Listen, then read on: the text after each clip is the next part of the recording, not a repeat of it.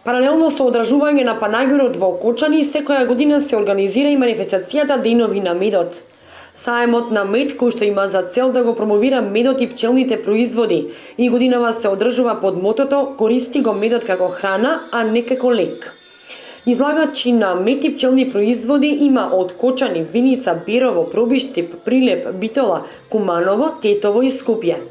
Годинава посветуваат внимание на едукацијата на граѓаните, каков е вистинскиот мед и како да го препознаат фалсификуваниот, а додаваат дека инспекциите повеќе треба да поработат на откривање на фалсификуваниот мед, кој од друга страна пак представува нелојална конкуренција на пчеларите. Многу тешко, фалсификаторите се многу лукави, дури јас као со моето искуство со пчеларство 40 години тешко можам да го определам дека е тоа фалсификуван мед. Али што да правиме? Самите инспекции треба да поработат за да се тоа спрече.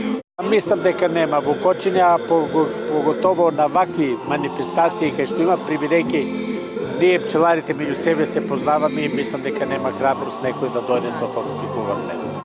На годинешниот саем на мед има и пчелари кои што произведуваат органски мед, односно практикуваат органско пчеларење, но и такви што продаваат пчеларска опрема.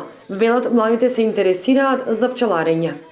Има голем број на млади пчелари што представува големо задоволство и тие кога ќе дојдат по продавница ги упатуваме секоја година од ноември имаме предавања во склоп на Сдруженијето Пчела од Куманово, така да се запознаат со основите во пчеларството и ги упатуваме дека е потребно да почне со пчеларење со 4 до 5 пчелни семејства и постепено додека влезат во ситуација како се пчелари да зголемуваат. Така да сме многу задоволни и е голема заинтересираност кај младите. Манифестацијата ќе продолжи и за време на викендов. Со ваквите саеми се подига свеста кај граѓаните за конзумирање на мед и пчелни производи, бидејќи Македонија се наоѓа на последно место од земјите по употребата на медот.